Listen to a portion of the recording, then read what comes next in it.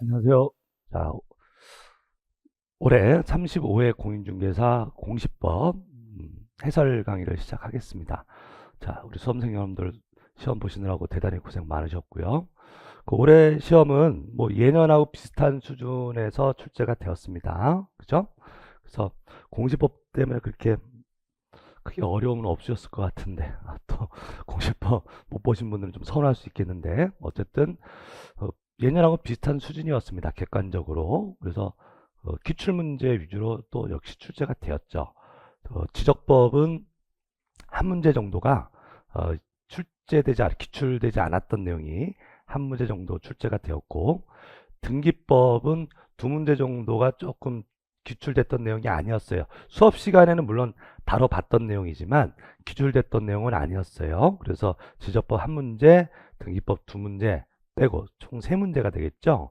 세 문제 빼고 나머지는 다 기출됐던 내용들을 가지고 구성했던 문제들입니다. 물론 약간 표현 방식은 다르지만 그 기출됐던 내용들이었어요. 그래서 제가 항상 말씀드렸지만 기출 문제만 잘 정리하시면 20개 이상 나온다 그런 말씀 드렸는데, 물론 기출 문제 정리하는 것도 그냥 간단히 되는 건 아니었습니다. 열심히 하신 거겠죠. 자, 1번부터 한번 해설 강의를 시작하겠습니다. 자, 1번 우리 지적법에서, 자, 우리 법령상 지적소관청은 토지 표시 변경에 관한 등기할 필요가 있는 경우에는 지체 없이 관할 등기관서에 그 등기를 촉탁해야 된다. 토지 이동이 있으면 토지 표시가 바뀌는 거니까 지적 공부에서 먼저 바꾸고 그 다음에 등기부도 고쳐야 되니까 지적소관청이 등기소에다가 등기를 촉탁하는 거죠. 표시 변경 등기하라고 촉탁을 하는데, 이때 촉탁을 안 하는 경우가 있다. 신규 등록. 재작년에도 나왔던 문제죠. 신규 등록을 할 때는 아직 등기부 자체가 없는 상황이잖아요. 그래서 변경 등기할 거리가 없는 거예요. 그래서 등기 촉탁 대상이 아닌 것은, 그러면 뭘 찾으시라? 신규 등록. 답은 3번이었죠. 자, 2번 문제. 자, 지목의 구분 및 설정 방법에 관한 설명으로 틀린 것은, 이것도 뭐 계속 기출됐던 내용. 자, 지목은 필지마다 하나의 지목을 설정하는 것이고, 2번 1필지가 둘 이상의 용도로 활용되는 경우에는 주된 용도에 따라서 지목을 설정하는 것이고요. 3번 토지가 일시적 또는 임시적인 용도로 사용될 때, 임시적으로 용도가 바뀌었어요. 그래도 지목은 안 바꾸는 거죠. 지목을 바꿀 때는 영구적으로 용도가 바꿔야 되는 거죠. 그래서 그 임시적으로 사용될 때 그 용도에 따라 지목을 변경하여야 한다. 틀렸네요. 그래서 답은 3번이었죠. 4번 물을 상시적으로 이용하지 않고 당나무, 묘목, 관상수 등의 식물을 주로 재배하는 토지 지목은 전이죠. 농사 짓는데 물을 상시적으로 이용하지 않으면 밭 생각하시면 되는 거였고, 그다음에 물을 상시적으로 직접 이용하여 벼연, 미나리, 왕골의 식물을 주로 재배한 토지는 상시적으로 이용하면 논 생각하시면 되니까 답으로 하는 거였죠. 되셨죠? 자, 색깔 좀 잠깐 바꿔볼까요? 네. 노란색이 더 낫겠다. 그죠? 자, 여기까지 답은 3번이었고요. 3번 문제. 우리 법령상 지상경계 및 지상경계점 등록부. 작년에도 지상경계점 등록부 등록사항 문제 냈잖아요. 거의 요새 매년 내고 있는 문제예요. 그래서 1번 지적공부에 등록된 경계점을 지상에 복원하는 경우에 지상경계점 등록부를 작성 관리한다. 자, 지상경계점 등록부는 언제 작성합니까? 지적소관청이 토지 이동에 따라 지상경계를 새로 정한 경우에 작성하는 게 지상경계점 등록부예요. 경계점을 지상에 복원할 때 만드는 게 아니에요. 그래서 이게 바로 답이었죠. 2번 토지의 지상경계는 또 담장 그 밖에 구획의 목표가 될 만한 구조물 및 경계점 표지도로 구분한다. 이게 지상경계의 정의였고, 3번 지상경계의 구획을 형성하는 구조물 등의 소유자가 다르면 그때는 소유권에 따라 경계가 결정되는 거였고요. 4번 경계점 좌표는 경계점 좌표 등록부 시행지역의 지상경계점 등록부의 등록사항이다. 지상경계점 등록부의 등록사항 7개, 소재, 지번, 그 다음에 좌표가 있는 지역이라면, 시행지역이라면 좌표, 그 다음에 5번에 나오는 소재 지번 나오고요. 지목도 나왔죠. 공부사항 지목과 실제 이용 지목, 그 다음에 사진 파일도 등록해 놓고요. 경계점 표지 종류하고 위치, 자, 이런 것들을 등록하는 게 지상 경계점 등록부. 용어도 중요한 거였고요. 자, 올해 또 여지없이 또 나왔네요. 답은 1번이었죠. 4번 문제 보시면 우리 법령상 등록 전환에 따른 지번 부여. 지번 부여 시 그 지번 부여 지역의 최종 본번에 다음 순번부터 본번으로 하여 순차적으로 지번 부여할 수 있는 경우에 해당하는 것을 모두 고른 것은, 예외적 지번 부여 방법을 지금 물어보고 있네요. 지금 무슨 말이냐면 우리가 신규 등록, 처음으로 등록하는 신규 등록이나 등록 전환, 임야대장에서 토지장으로 옮길 때 지번을 새로 부여하잖아요. 원칙적으로는 어떻게 부여합니까? 인접토지 본번에 부번을 부여했잖아요. 그런데 그것이 부적당할 때에는 부번을 안 붙이고 본번으로 붙일 수도 있다. 본번. 어떤 본번? 그 지번 부여 지역의 최종 본번 다음 순번으로 본번 붙이는 경우도 있다. 세 가지가 있었죠.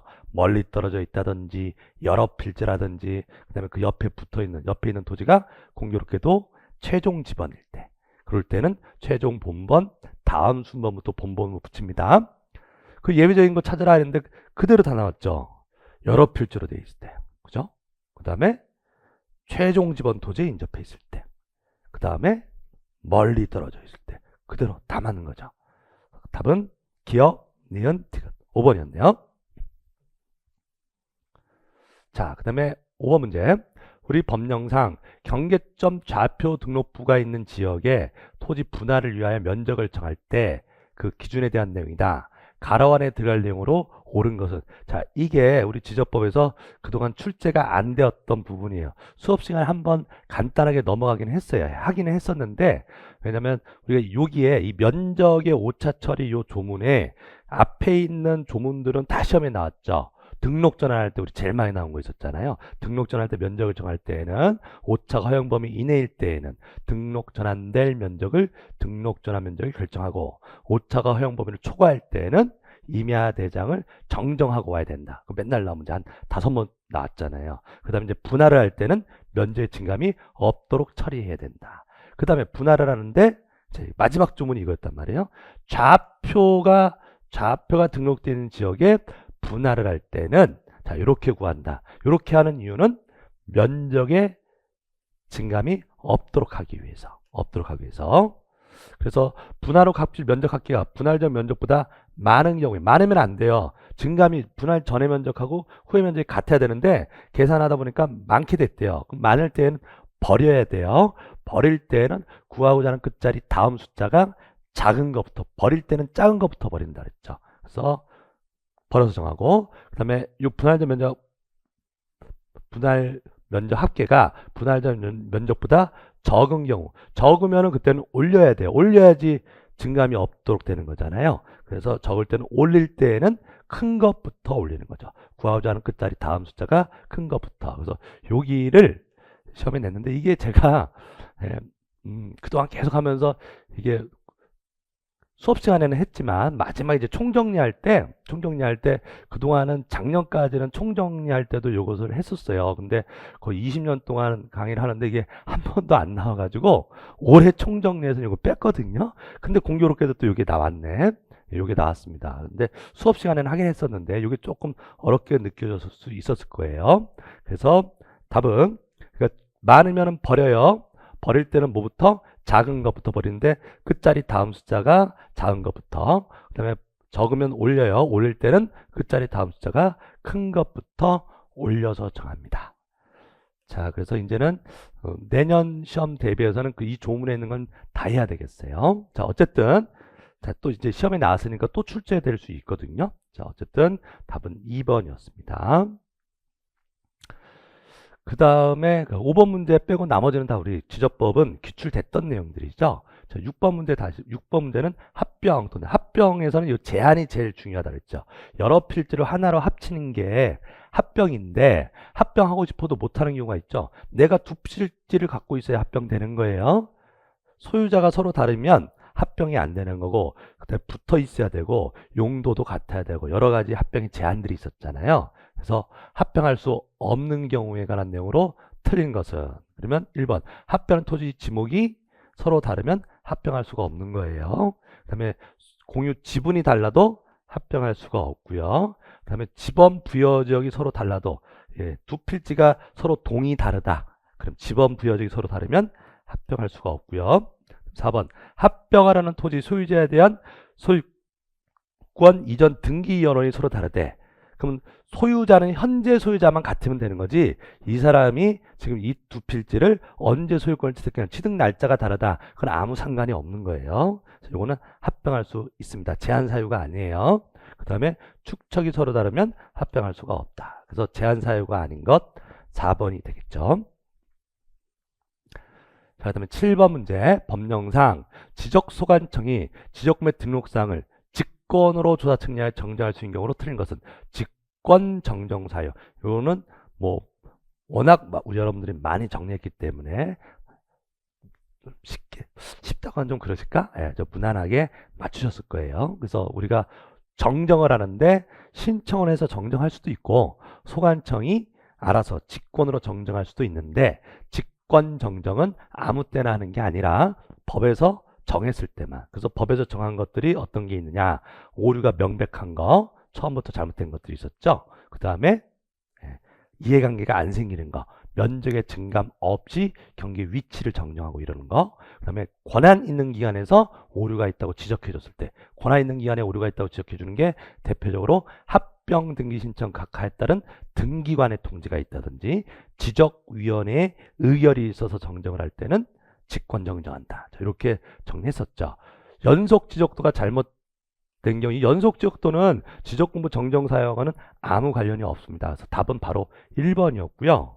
2번은 제작성 당시 잘못 정리됐다니까 처음부터 잘못된 거잖아요. 그죠? 그 다음에 직권 정정 사유예요.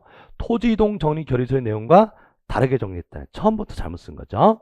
직권 정정 사유 맞고 지적도 임야도에 등록된 필지가 면적의 증감 없이 경기의 위치가 잘못된 거. 면적의 증감이 없어야 되죠. 이게 답으로는 그동안 제일 많이 나왔었는데 면적 증감이 있으면 안 되는 거였죠. 증감 없이 경기의 위치가 잘못됐으면 직권 정정할 수 있다. 그 다음에 지방지적위원회나 중앙지적위원회의 의결서 권한 있는 기관에서 의결이 나와서 정정해라 그러면 직권 정정하는 거예요. 이때는 면적의 증감이 있어도 직권 정정할 수 있다. 그랬었죠. 그래서 요거는 답은 1번이었죠. 1번은 직권 정정 사유가 아니다.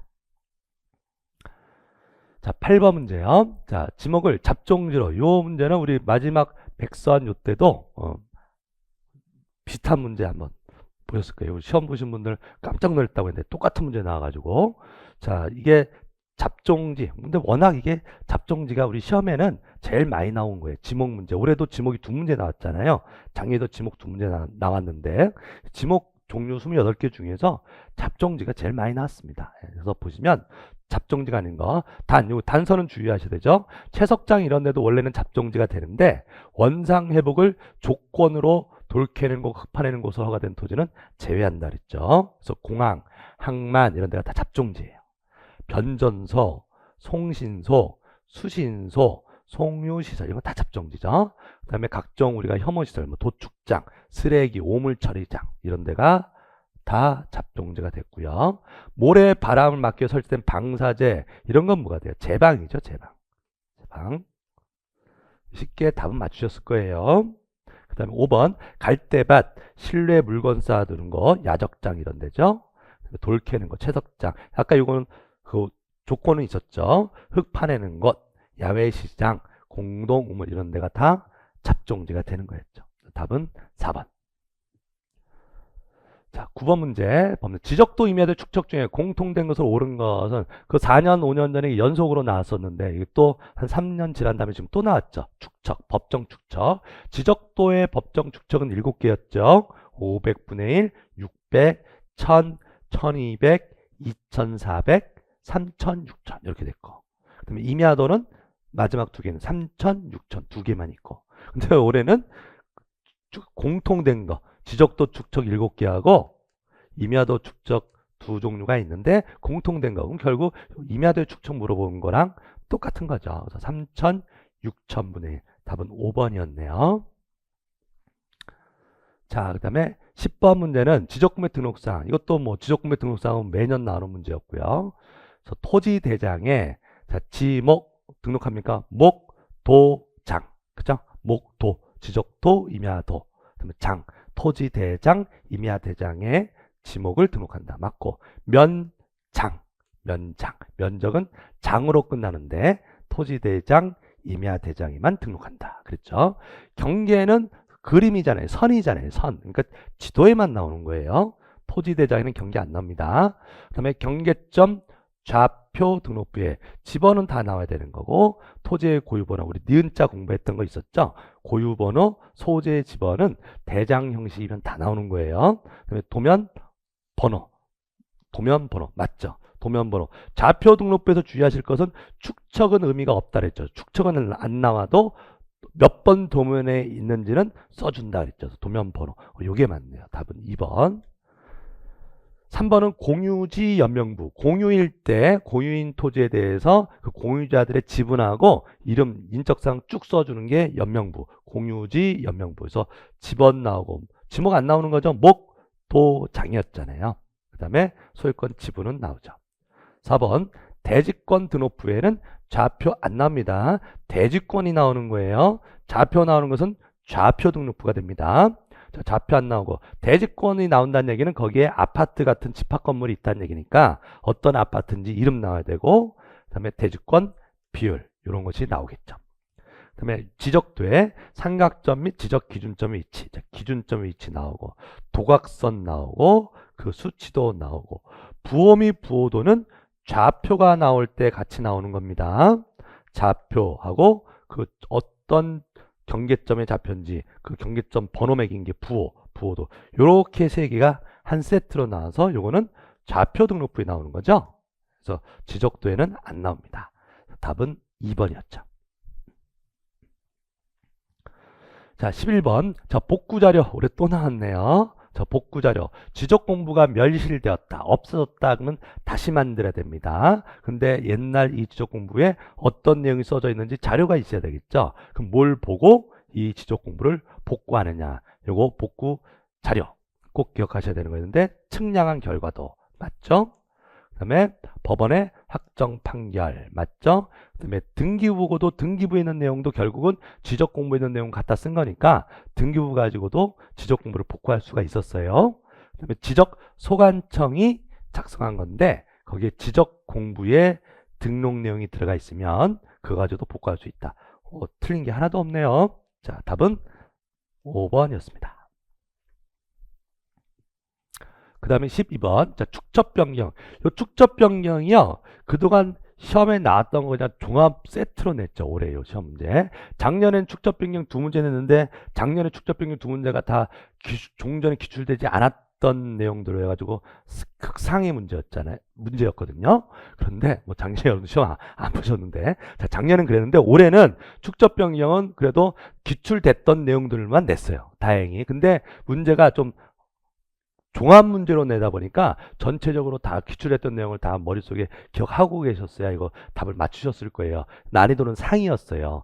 새로운 내용은 아니지만 이 내용 자체들이 다 여러분들 생각하고 푸셔야 되는 문제였죠. 옳은 거 고르라 그랬거든. 옳은 거. 그러면 1번 보시면 도시개발 사업 시행적에 있는 토지로서 그 사업에서 제외된 토지의 축적 변경할 때는 축적변경위원회 심의 시도의사 대리장의 승인을 받아야 된다. 자, 의결이나 심의할 때 의결하는 거죠. 의결이나 승인 없이 축적 변경하는 경우도 있다. 보통 축적 변경은 요 승인을 거쳐야 되는데 여기 필요 없는 게 두 가지가 있었죠. 합병하려는 토지가 축척이 다른 지적도에 등록돼 있어 축적 변경하는 경우. 합병 요 얘기 나온다든지 또는 요 말 사업에서 제외된 요 말이 나올 때는 승인이 필요가 없다. 의결 이런 게 필요가 없다. 그랬습니다. 이거 틀린 거였고요. 그다음 2번 지적소관청은 시도의사 또는 대도시장으로부터 축척변경 승인을 받았을 때에는 지체 없이 축척변경의 목적, 시행적 및 시행기간, 축척변경 시행에 관한 세부계획, 축척변경 시행에 따른 청산금액에 내어 축척 시행에 따른 토지 소유자 등의 협조에 관한 사항을 15일 이상 공고해야 한다. 자, 이 공고는 자, 처음에 승인이 떨어지면 이제 하겠다라고 하는 공고니까 시행공고죠. 시행공고는 20일이에요. 중간에 청산금 결정 공고가 15일이었죠. 앞에서부터 뒤로 가서 쭌다 그랬잖아요. 그래서 요게 은근히 잘 나왔던 기출문제거든요. 이게 15일이 아니라 20일 이상 공고해야 되죠. 그 다음에 3번 지적소관청은 축첩 변경에 관한 측량한 결과 측량 전에 비하여 면적의 증감이 있는 경우에는 그 증감 면적에 대해서 청산해야 되죠. 청산.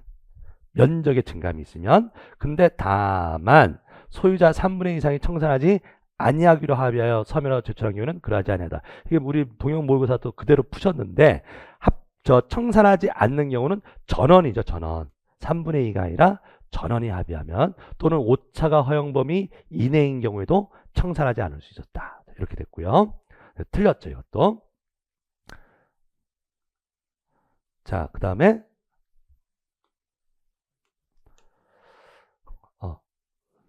자, 4번 지적소관청은 청산금을 내야 하는 자가 납부 고지를 받은 날부터 1개월 이내에 청산금에 관한 이의신청을 하지 않은. 이의신청은 1개월이었죠. 자, 근데 그 고지를 받은 날부터 3개월 이내에 소관청에 청산금을 내지 아니하면 지방행정제재 부과금 징수에 관한 법률에 따라 강제로 징수를 합니다. 얼마 이내에 납부해야 됐죠? 6개월이었죠. 이것도 잘 나오는 문제였죠. 6개월 이내 납부. 소관청에서 지급하는 것도 6개월 이내에 지급. 이거 틀렸고. 5번 청산금 납부 지급이 완료되었을 때는 지적소관청은 지체 없이 축적 변경 확정공고 이제 다 끝났다고 확정공고. 요 제가 밑줄 치는 게 다 기출문제죠. 지체 없이 하고 언제 청산금 납부 지급이 완료되면 확정공고하죠. 그다음에 확정공고할 때 어떤 내용을 공고하느냐. 요건 작년 답이었죠. 소재 및 지역, 축적 변경 지번별 조서, 청산금 조서, 주적도의 축척이 포함되어 있어야 된다. 자, 이게 확정공고에 들어가는 공고사항이었습니다. 요건 틀린 게 없네요. 이게 맞네요. 그래서 답은 5번이었습니다. 자, 다음에 자, 여기까지가 이제 지적법 문제였는데요. 지적법 아까 그 좌표 등록지에서 분할 면적의 오차 처리 면적 빼고는 나머지 것들은 다 기출된 내용들이었습니다. 자, 13번 문제. 자, 등기원의 약정에 따라 등기를 기록할 수 없는 사항은, 자, 요게 뭘 얘기하는 거냐면 임의적 등기사항. 등기사항. 제가 꼭 한 문제는 나온다고 하는 게 등기사항 문제였죠. 그래서 그 표에 정리되어 있던 거. 자, 지상권, 지역권, 전세권, 임차권, 저당권, 근저당권, 이러한 각종 권리별로 반드시 등기해야 되는 필요적 등기사항이 있었고, 필요적. 그 다음에 약정이 있으면 쓰고 없으면 안 써도 되는 임의적 등기사항. 표로 정리된 거 있었잖아요. 그건 뭐 매년 나오니까 어쩔 때는 한 회 고표에서 네 문제도 낸 적도 있다 그랬죠. 올해도 여지없이 내긴 했는데 올해는 좀 어렵게 냈죠. 이게 보통 여기서 내죠. 필요적 등기사항을 주로 내는데 임의적 등기사항은 주로 이제 전세권이나 저당권, 근저당권 이런 때 많이 낸단 말이에요. 근데 올해는 지역권에서 답이 나왔죠. 지역권. 지역권의 임의적 등기사항에는 이제 지료가 없습니다. 그래서 지역권에서 필요적 등기사항은 뭐예요? 목적, 범위, 그 다음에 요역자고 승역지를 표시해 줘야 되고, 그 다음에 승역지 지역권에다 용수 지역권에 관한 특약이 있으면 그 특약, 그건 이제 임의적이죠. 그 다음에 부종성 배제 특약. 이런 것들. 근데 요 지역권에서 임의적은 잘 안 냈거든요. 처음 낸 건데 지금 지료가 없어요. 그래서 지상권은 지료가 있을 수도 있어요. 지상권에서 등기사항이에요. 근데 지역권에서는 지료가 등기사항이 아닙니다. 자, 그래서 요게 답이었고요. 지상권에서는 꼭 써야 되는 건 목적하고 범위고, 그 다음에 임의적은 지료하고 지료 지급시하고 기간이었죠. 맞고, 전세권에서는 전세금하고 범위가 필요적 등기사항이고, 그 다음에 위약금 배상금, 그 다음에 기간, 이런 것들, 그 다음에 처분 금지 특약.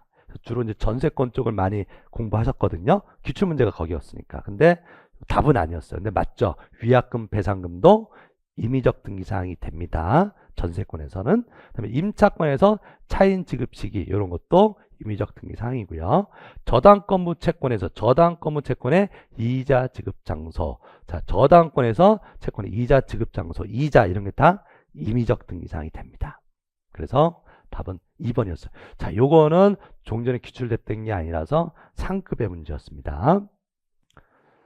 자, 그 다음에 14번 문제. 등기 권리자 등기 공동으로 등기 신청해야 되는 것은 공동 신청.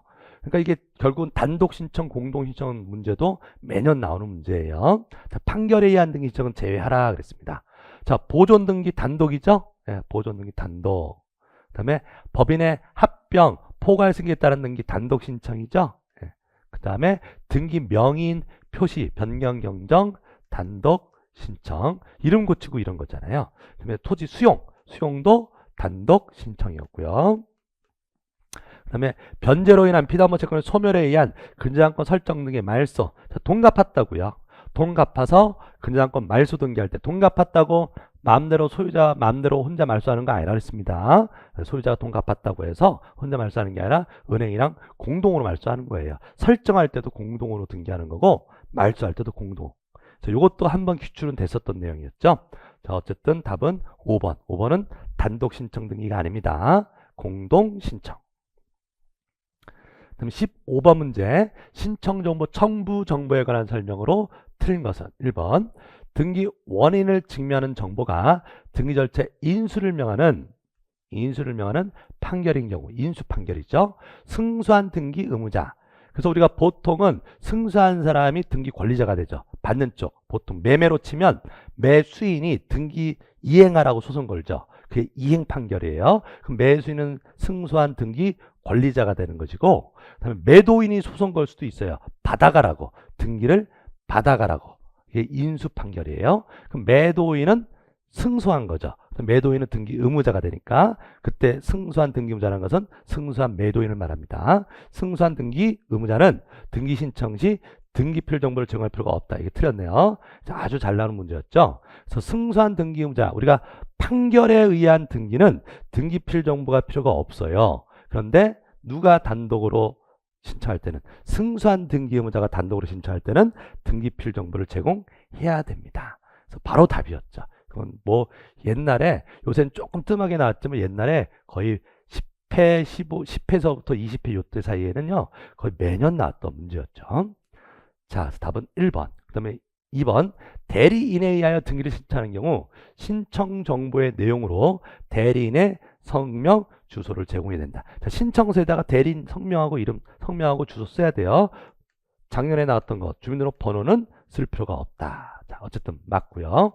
3번.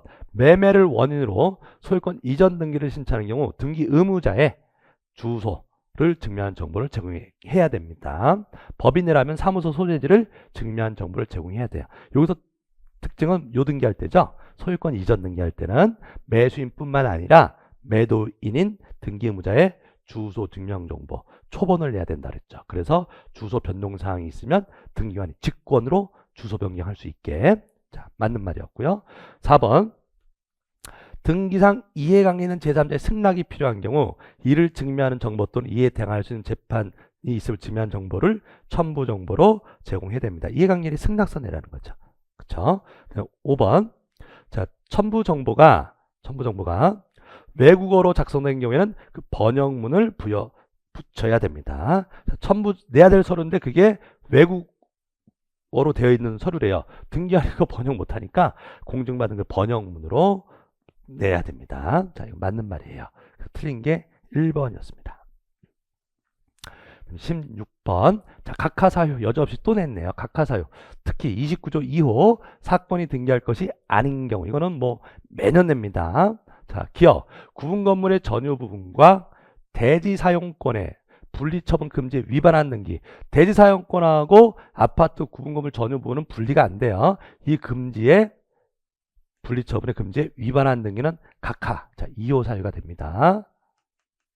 그 다음에 농지에는 전세권 설정 못 하잖아요. 그래서 이것도 2호 사유가 되는 거고. 디귿번. 공동상속인 중 일부가 자신의 상속 지분만에 대한 상속 등기 신청하는 경우 맨날 나오죠. 상속 등기는 상속인 전원 명의로만 하는 거예요. 일부 지분만 상속 등기할 수는 없다. 다 각하 사유입니다. 2호 사유고. 소유권 외의 권리가 등기되어 있는 일반 건물의 멸실 신청하는 경우 이건 수리해요.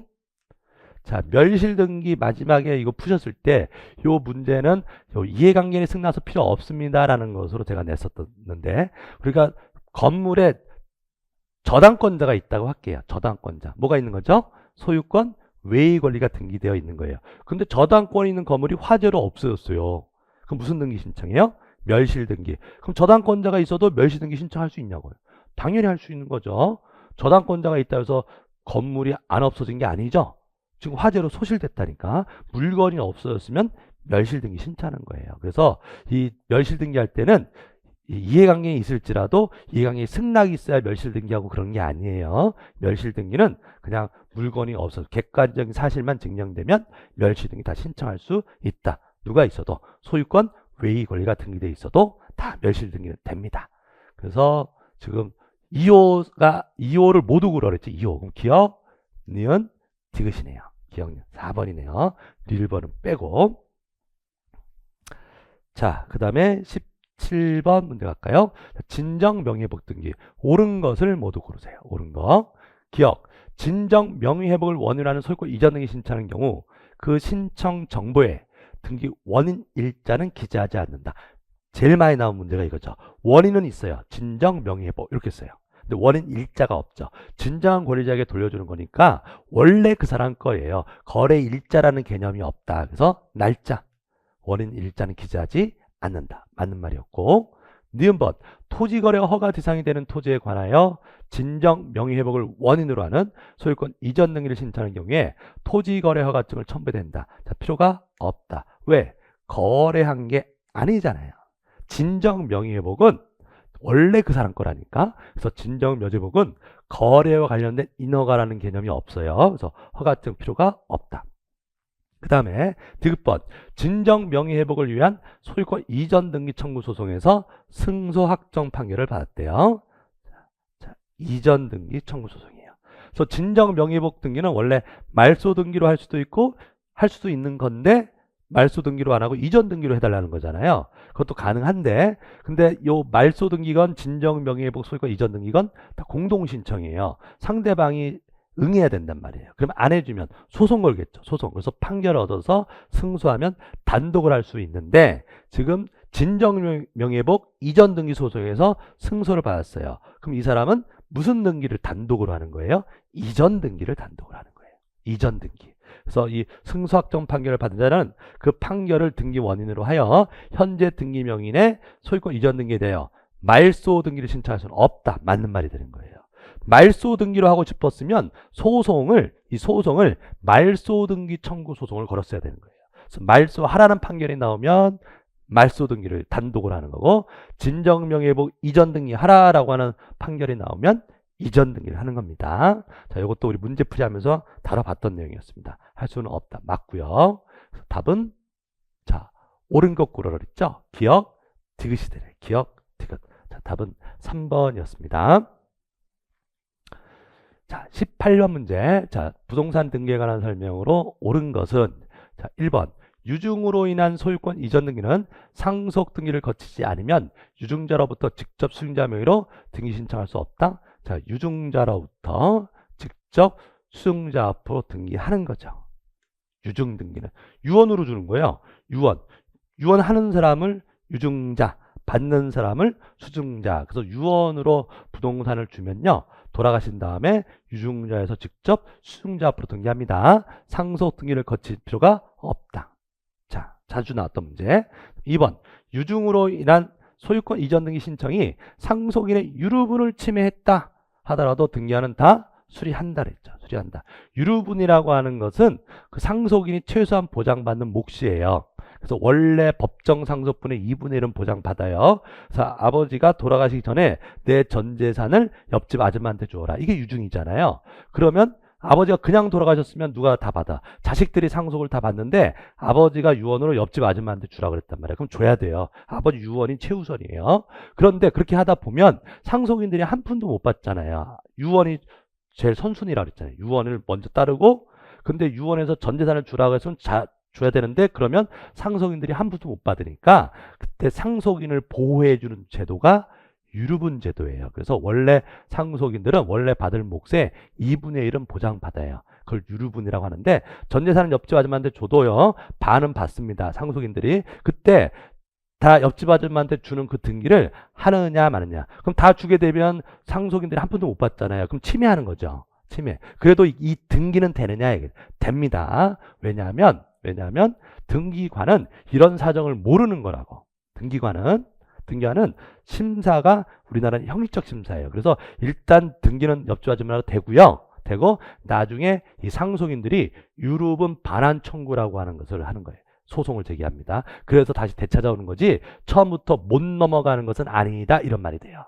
자, 이것도 한 우리 기출문제 한 2번 나왔었죠. 이번에 또 나왔네요. 유류분을 침해하더라도 등기할 수 있다. 있다. 3번 상속재산 분할 심판에 따른 상속인의 소유권 이전 등기는 법정 상속분에 따른 상속 등기를 거치지 않으면 할 수 없다. 자, 상속재산 분할했어요. 상속재산 분할 심판에 따른 상속인 앞으로 등기할 때요. 법정 상속분에는 상속 등기 거칠 필요가 없습니다. 바로 형제들끼리 나눠서 갖는 거예요. 그래서 법정 상속분은 3형제가 있다면 3분의 1이 법정 상속분인데 이게 형제들끼리요. 나눠 가져가지고 첫째 형은 5분의 1, 그 다음에 둘째 형도 5분의 1, 막내는 아직 결혼 안 해서 결혼 자금도 필요하니까 5분의 3 이렇게 나눠 가질 수 있다고요. 그러면 그 5분의 3 집은 바로 막내 앞으로 등기되는 거예요. 이해되시죠? 그래서 꼭 법정 상속분을 거칠 필요는 없습니다. 거치지 않으면 이거 틀렸네요. 바로 할 수 있습니다. 그럼 4번 상속등기 격려 전에 상속재산 분할 협의에 따라 상속등기 신청하는 경우 등기 원인일자는 협의일자를 한다. 자, 이것도 우리 막판에 또 정리했던 건데 상속등기에서 우리 중요한 논점도 이게 한 문제에 다 나왔죠. 이 문제 자체가 다 이게 중요한 내용들이에요. 좋은 문제이긴 해요. 뭐냐면 협의 분할했죠. 상속재산 분할 협의. 누가 한다 그랬죠? 상속인들끼리 법정 상속분과 달리 우리 아까처럼 삼형제가 큰형 3분의 1, 둘째 3분의 1, 막내 5분의 1, 5분의 1, 5분의 3 이렇게 협의할 수 있다고요. 자, 의존 형제들이죠. 이렇게 안 싸우고 이렇게 다 이렇게 협의한 거예요. 그러면 5분의 1, 5분의 1, 5분의 3 이렇게 지분을요. 협의는 돌아가신 다음에 했어도 효과는 법정 상속 개시일로 소급합니다. 법적 효과는요. 그래서 날짜를 협의한 날짜를 쓰는 게 아니라 상속 개시를 쓴다 그랬죠. 자, 이게 제일 큰 논점이었죠. 그래서 협의 분할로 하는 게 틀렸잖아요. 협의일이 아니라 상속 개시. 상속 개시. 요 얘기 했을 때 수험생 여러분들 막 눈이 동그래졌던 거 기억나시는데 막 집안 생각하시느라고. 자, 어쨌든 협의는 돌아가시 전에 한 협의는 무효라고 그랬잖아요. 돌아가신 다음에 하고 한 다음에 그 효과는 돌아가신 날로 소급한다.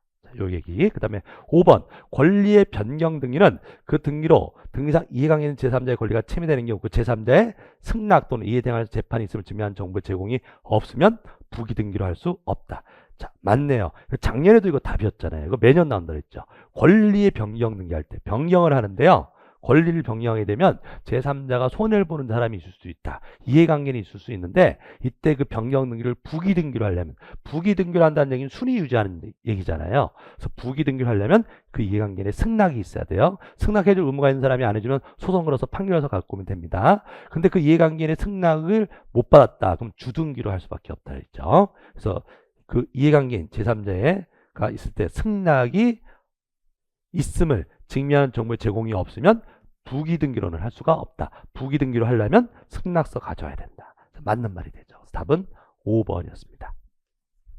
그래서 이 문제가 결론은 이 위에 있는 좀 어려운 내용들을 쭉쭉쭉 나왔더니 다 틀렸고 우리 맨날 답으로 나온 거 권리의 변경 등기는 이해관계인이 승낙이 있어야 부기등기로 한다. 그래서 답은 또 쉽게 찾으셨을 것 같아요.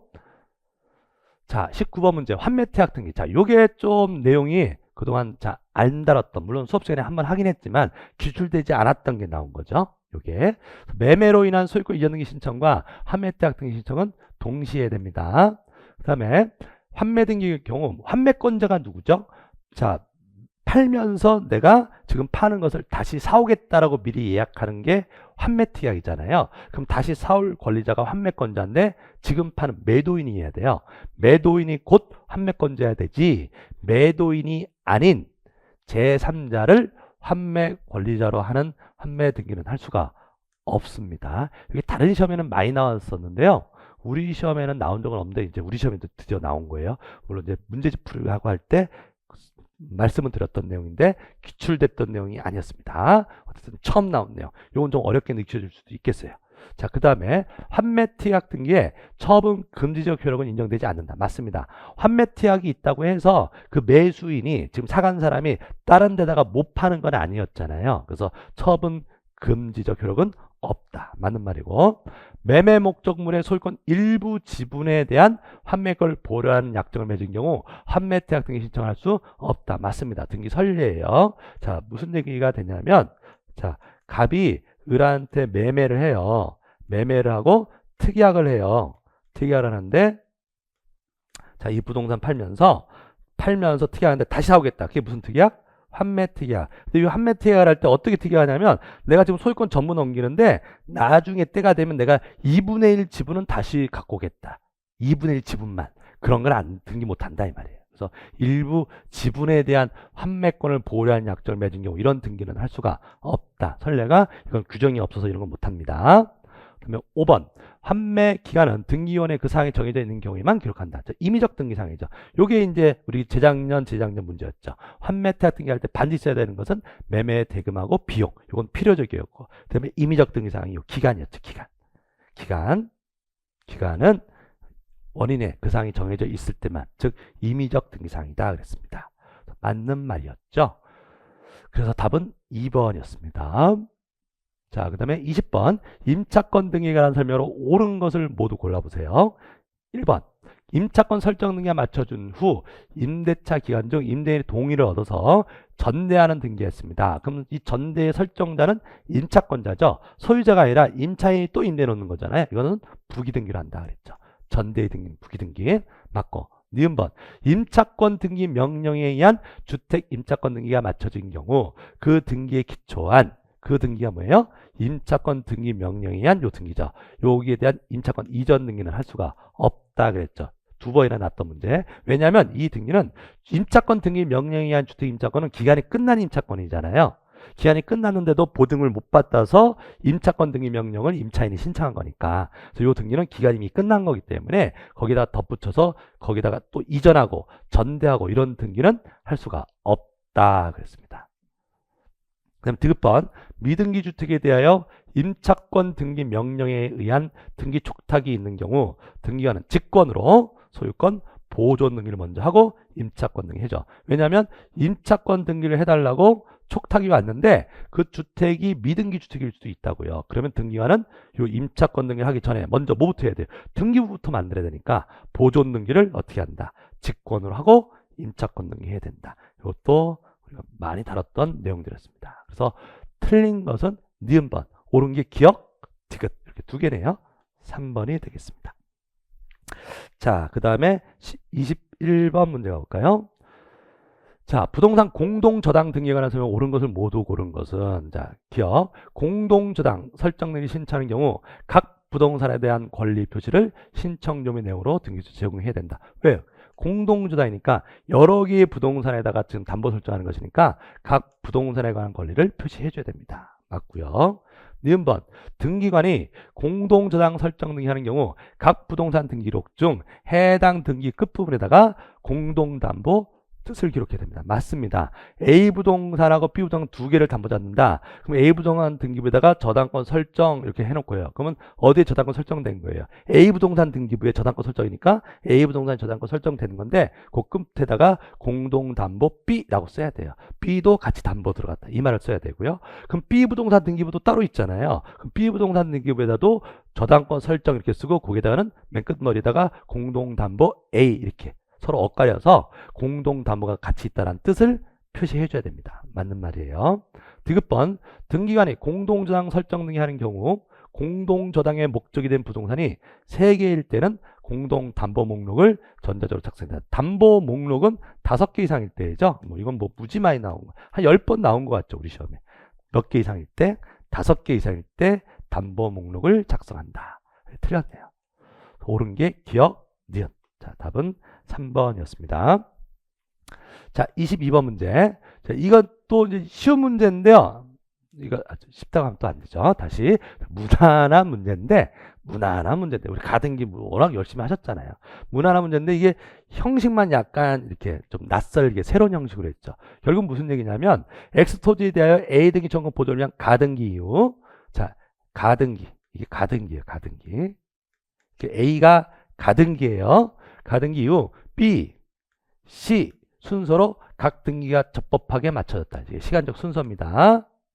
이렇게 됐을 때 B 등기가 직권 말소 대상이 아닌 거. 자, 그럼 요 C 등기가 본 등기예요. 그럼 여기 지금 뭐가 있고 가등기가 있고 나중에 지금 여기가 C가 뭐라고요? 본 등기했어요. 그럼 본 등기 순위는 가등기 순위에 의하는 것이니까 이 본 등기한 가등기권자의 권리를 침해하는 등기가 있으면 요 등기는 어떻게 하죠? B 등기는 직권 말소하죠. 직권 말소. 무슨 등기 하면서? 본 등기 하면서. 근데 자, 하나씩 보시면 이 1번 지문은 A 가등기가 전세권 가등기예요. 그럼 본 등기하면 전세권 취득하는 거죠. 그럼 여기에 뭐가 있으면 안 돼요? 같은 용의권이 있으면 안 되죠. 그럼 이 가압류 등기는 있어도 상관이 없다. 이건 살아있는 거고. 임차권 가등기니까 여기에 뭐만 있으면 안 된다? 용의권 가등기일 때는 용의권만 말소된다 그랬잖아요. 그래서 저당권은 계속 있는 겁니다. 본등기 하더라도요. 저당권 가등기는 본등기 하더라도 말소하는 게 하나도 없다 그랬죠. 그다음에 소유권, 이건 소유권이니까 용의권이건 저당권이건 다 말소되는 거예요. 단 뭐는 말소 안 된다. 그 가등기를 해당 가등기를 목적으로 하는 가압류 가처분 등기나 가등기권자에게 대항할 수 있는 주택 임차권 이런 등기, 그다음에 가등기 전에 이루어진 저당권 압류 등기에 기초한 경매 등기 이런 등기들은 말소할 수 없다. 그럼 그런 조건이 없는 이상 소유권 가등기는 여기에 가등기보다 늦게 저당권이 있건 용의권이 있건 본등기하게 되면 다 직권 말소하는 거죠. 그다음에 요거는 지상권이니까 역시 여기에 중간에 뭐만 말소된다고요? 본등기하게 되면 용의권만 말소되는 것이니까 가압류는 그대로 살아있는 겁니다. 답은 4번이었죠. 자, 23번 문제. 촉탁 등기로 틀린 것은 관공서가 상속재산에 대한 체납 처분이나 압류 등기. 자, 상속재산에 대해서 세금 안 냈다고 압류 등기를 촉탁하는데 상속인이 상속 등기 이런 등기를 안 해놨대요. 그럼 이 관공서가 그 상속인을 가름해서 상속우위라는 권리적 등기를 함께 촉탁할 수 있다 그랬죠. 이게 가름이라는 얘기가 대위에서 한다 그랬습니다. 요거 막판에 여러 번 지문으로 많이 봤던 거죠. 할 수 있다 그랬습니다. 있다. 물론 기출됐던 문제고요. 자, 법원의 촉탁으로 시행될 등기가 신청된 경우 등기한 그 신청을 각하합니다. 촉탁으로 해야 될 등기를 직접 당사자가 신청하면 각하당하는 거죠. 2호 사유였죠. 2호. 그러면 3번 법원에 수탁자 해임 재판하는 경우 법원에서 재판을 했어요. 신탁과 관련된 재판할 때 법인은 공익기관으로서의 재판이에요. 이때 지차 없이 신탁 업무 기록에 변경 등기를 등기소에 촉탁한다. 이것도 최근에 신탁 등기 문제로 많이 나왔는데 올해는 촉탁에 관한 문제로 지문으로 넣었네요. 신탁에서 촉탁이라는 말, 법원의 재판이라는 단어가 나오면 무조건 촉탁 그러라 그랬죠.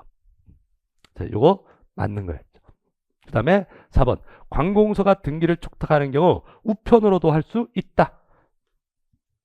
자주 나온 문제. 그 다음에 5번 촉탁에 따른 등기 절차는 법률에 다른 규정이 없는 경우에는 신청에 따른 등기에 관한 규정을 준용합니다. 그래서 촉탁도 성질은 본질적으로는 신청과 다름이 없다 그랬죠. 자, 이렇게 해서 나머지는 다 맞는 거였고요. 1번만 틀린 지문이었네요. 자, 그 다음에 24번 가등기. 그래서 좀 서운해가지고 가등기 하나 더 낸 거죠. 그 가등기는 매년 내는데 4문제 낸 적도 있었잖아요. 하나에. 근데 올해는 2문제 낸 거죠. 가등기. 아까 22번에서 가등기 문제, 그 다음에 24번에서 가등기 문제. 옳은 거 골라볼게요. 소유권 이전 등기 청구권 보존을 위한 가등기에 의한 본등기가 경유된 경우 본등기에 의한 물권 변동의 효력은 가등기한 때로 소급하여 발생한다. X네요. 자, 본등기하게 되면 순위는 가등기 순위에 의하지만 물권 변동의 효력은 본등기한테 발생하는 거죠. 소유권 취득 시기 자체가 소급하는 것은 아니다. 틀렸고요. 2번 소유권 이전 등기 청구권 보존을 위한 가등기가 맞춰진 부동산에 처분 금지 가처분 등기가 된 후 본등기가 됐대요. 처분 금지 가처분 등기. 그럼 그 본등기로 가처분 채권자에게 대항할 수 있다. 맞는 말이죠. 왜? 이 가처분 등기가 언제 됐으니까? 가등기 이후에 된 것이니까 후순위가 되는 거예요. 그래서 본능한 사람은 가처분권자에게 대항할 수 있습니다. 맞고요. 3번 정지조건부 지상권 설정 청구권을 보존하기 위해서 가등기 할 수 없다. 자, 가등기는 장래 확정될 청구권을 보존하기 위해서도 할 수 있죠. 그래서 장래 확정될 거 대표적인 거 정지조건부라든지 그다음에 시기부 청구권 이런 것도 돼요. 없어질 것은 미리 보존한다는 말이 안 돼서 해제조건부라든지 종기부 청구권은 가등기가 안 되죠. 근데 정지조건부 청구권은 가등기 할 수 있다 이렇게 되죠. 4번 가등기된 소유권 이전 등기 청구권이 양도된 경우 가등기도 양도됩니다. 이 청구권 양도할 수 있어요. 그러면 그 가진한 권리의 이전 등기 양도니까 이전 등기하는데 이 이전 등기는 소유권 이전이 아니죠. 가등기상 권리는 이 청구권을 이전하는 거예요. 소유권이 아니라고. 그래서 우리가 이전은 소유권 이전만 주등기이고 소유권 외의 권리를 이전하는 것은 다 부기등기예요. 그래서 요 이전 등기도 가등기에 대한 부기등기 형식으로 할 수 있다죠. 없다가 아니라 있다. 5번 소유권 이전 등기 청구권 보존을 위한 가등기가 있으면 소유권 이전 등기를 청구할 어떠한 법률 관계가 있다고 추정된다. 자, 이것도 여러 번 나왔던 우리 판례 기출 문제. 가등기는 종국 등기가 아니라서 추정력이 없다였죠. 추정력이 없다. 그래서 옳은 게 2번이었네요. 네, 2번. 그래서 문제 자체가 내용적으로 뭐 쉬운 내용은 아닌데 그동안 기출됐던 거 이제 한데 모아둬서 된 것뿐입니다. 자, 이렇게 해서요. 총 24문제 올해 우리 공시법 문제 한번 같이 풀어 보셨는데 여러분들 그 공부 열심히 하셨는데 우리 같이 공부했던 우리 수험생 여러분들 전부 합격하셨기를 기원하겠습니다. 아직 발표는 안 났지만 자, 고생 많으셨고요. 예, 이렇게 해서 올해 35회 우리 공인중개사 공시법 해설 강의를 모두 마칠게요. 고생하셨습니다.